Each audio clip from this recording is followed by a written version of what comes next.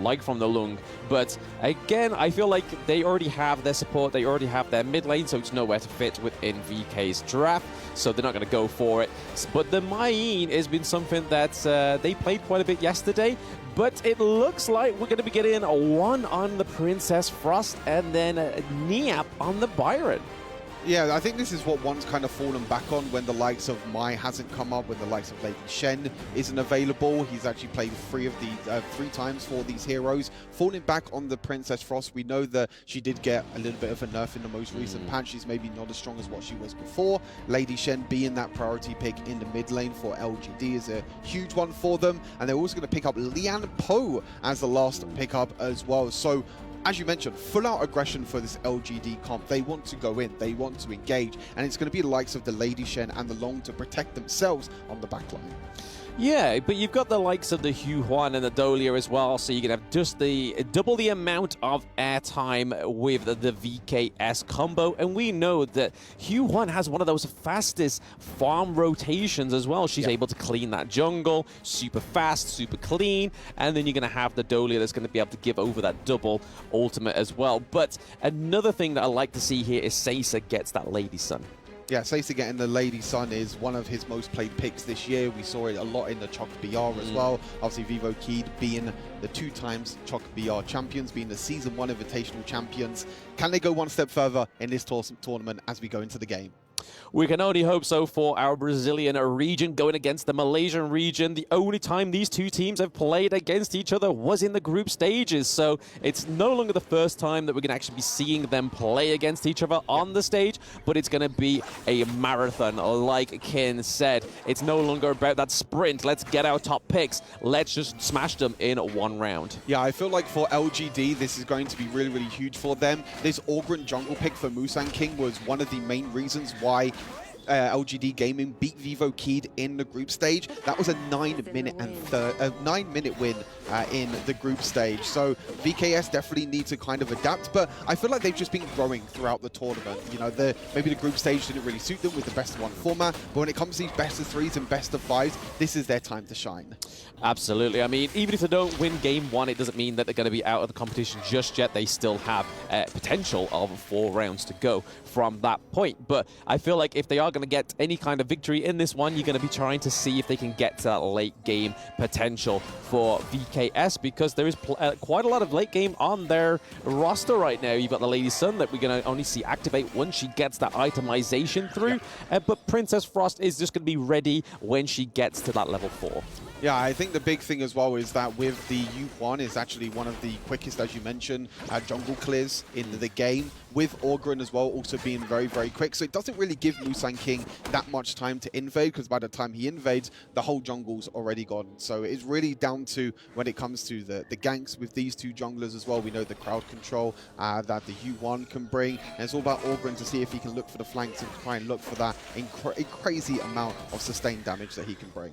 Yeah, it's definitely a less aggressive pick here for VKS. Danny, we've normally seen him on the likes of the Musashi, on the Luna as well, when the LGD last played against VKS. So going for the Hugh-1 makes it seem like Seiza and Niap are probably going to be the most aggressive in this team, because Hugh-1's just going to be there for utility, for just getting that heal in, the knockups as well, and then you're going to have Princess Frost to try and get that zone in, that nuke damage going off for the mid lane. Yeah, I mean, VKS is definitely a team that likes to focus a lot of their gold on their farm lane carry, on Seiza, one of the players that has the most gold in all of their games. Making sure that you get all the gold on Lady Sun is going to be even more crucial.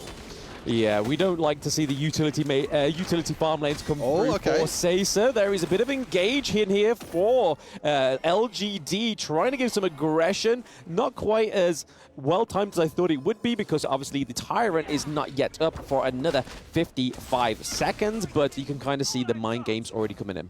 Yeah, the Purify coming in for Seiza as well, making sure that he doesn't get knocked up by the Lian Po. Really, really smart choice by Mena and Seiza to both go for the Purify in the bot side, since there is so much crowd control on the side of LGD Gaming. You know, you have things like the knock-up from the Lady Shen, the knock-up from the Lian Po as well.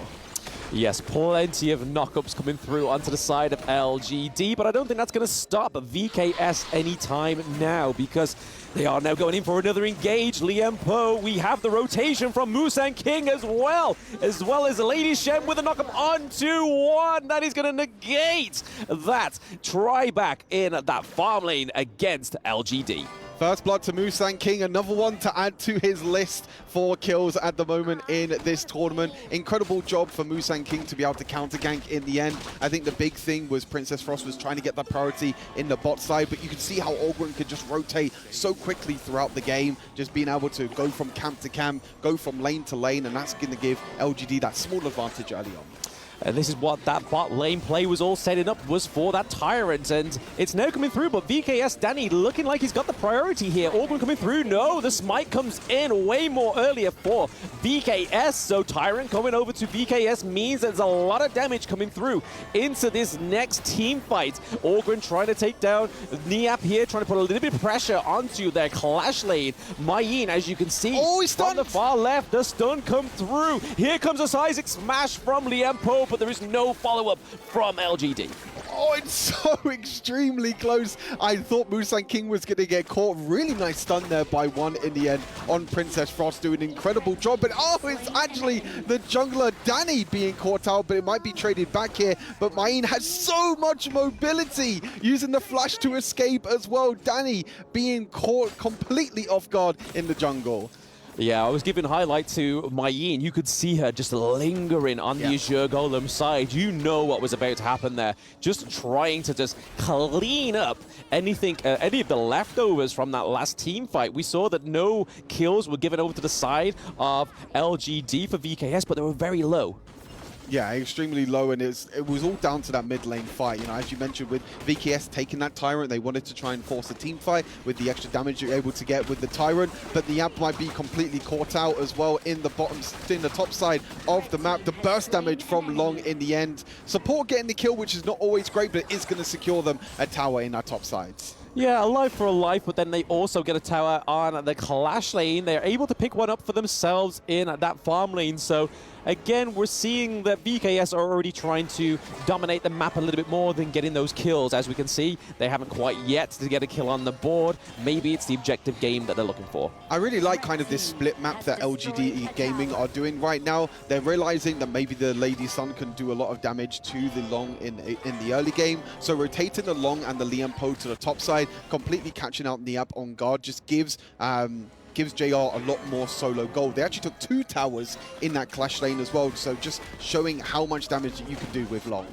Yep, T2 down in the 6th minute as well. We saw a nice untargetable come from Danny there, because that could have been a huge engage from Jia on the side of LGD. Speaking of engages here though, Musang King and the Lady Sun are very close nearby, and we're already seeing that macro play come from Xiang on LGD. They get the T1 down into the farm lane as well.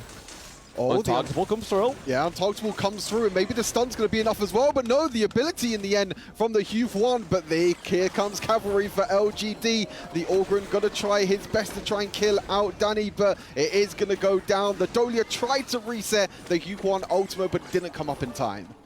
Yeah, a little bit unfortunate there for VKS. I feel like LGD just know how to sort of move around as a team. And we're already seeing the Lone Ranger that is Xiang. He's always just in the enemy jungle, just kind of just waiting for the time to strike. But at that same time, he's just trying to push the T2 into the farm lane, because if those 2 T2s go on those side lanes, that's just the same amount as pressure as losing your T1 in the mid lane. Yeah, for sure. I feel like in general, LGD having 3 towers being taken at the moment is really a big sign for their gold lead right now, and you can see they've got a lot of confidence that they're trying to invade in the jungle.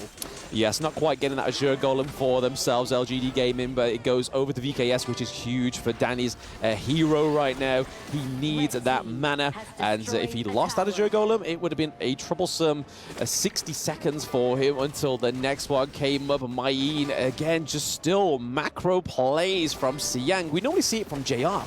Yeah, I think the big thing is that VKS are really trying their best to try and defend this mid lane tower, and they're giving up so much pressure in the split sides of the map.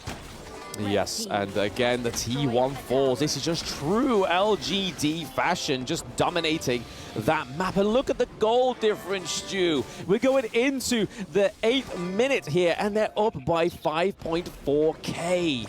Yeah, I love the split pushing by LGD in this game. I feel like they've done extremely well. As I mentioned, that split map that they were able to do, getting JR into the top side, being able to take both the tier 1 and the tier 2 tower. You can see also Long going back into that clash lane, creating pressure. I think VIVO KEYD at the moment are so grouped that they're not respecting the split pushing coming in from LGD. Yeah, there's a little bit of a tunnel vision coming through here. We see that Danny's trying to get another kill onto Xiang, but that is just to keep that Mayin alive. But we have Maina, we have Caesar here as well, but the rest of the boys from LGD are going in. There is Xiang picking up the kill onto Maina. Down goes Xiang, though. That is a 1-1 trade, 2-1 trade for LGD, sorry. That is a lot of combat going on right now on this map, and we're getting to that 9-minute mark, which is where VKS lost before. JR completely wiping out that clash lane.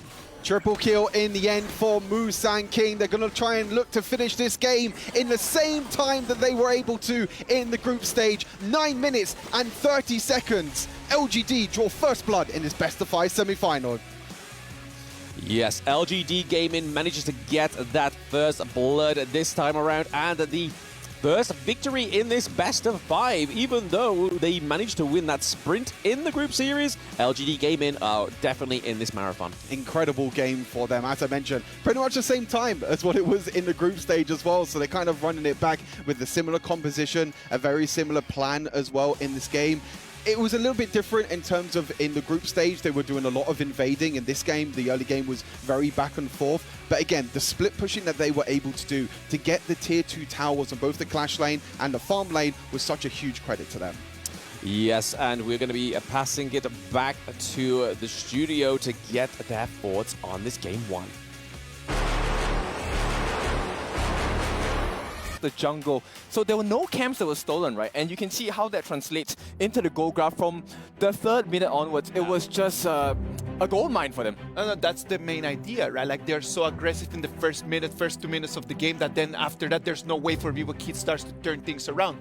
They did not have any gold. They had the Yuhua, they had the Dole, but that was not enough. That wasn't sufficient. Yes. Also, I want to emphasize on Mayin on the top lane. Great strategy. I mean, they did the split pushing, and that was a 1-4 strategy that LGD Gaming was really, really good at. And you can look at the match scoreboard here and looking at Mayin using that 3-1-2 here. KDA, great job avoiding those damage on the top side of the map. Yep, and also the benefit of having the blue buff closer to your Tyrant is the fact that when they put attention onto Xiang's lane, right, the response has to come from VKS, where they have to defend the top. And this opens up the doors for them to farm on the bot lane, get the kills as well. And when Niap on that Byron, when he's effectively lesser in power, right, not as useful, that's where the advantage comes in for the side of LGD. Like, we knew since the beginning that it was going to be LGD Gaming being a lot more aggressive. Like, we talked about how VKS was aggressive, so LGD Gaming just decided, if you're going to come throwing punches, I'm going to punch you first. Yeah, definitely. I feel like LGD is like dictating the pace of the game by themselves. If VKS has to come back, they have to think outside the box. They have to think of something like an orthodox way to play the game in order to win. Yep, unorthodox strategies. I mean, okay, so this draft, pretty meta still, right? So I'm expecting something very different from VKS in the next game. But for now, if you take a look at what LGD has been doing, you give them the lead, they will bite you and will not let you go, similar to a Pitbull's bite as well. Exactly. And if you take a look at the itemization, you know, we were quite surprised. JR got the Eternity Blade at 6 minutes. That's a furiously fast critical item masking. Also, like, you know, Lady Jun, Zhihong got the Venons fast also early as possible, and that just completely just shut down the game for VKS. Yep, and you know, they had a lot of heals, and they also lessened the healing factors on the side of VKS. And I think it was just a very well-rounded draft, but even better execution from the side of LGD.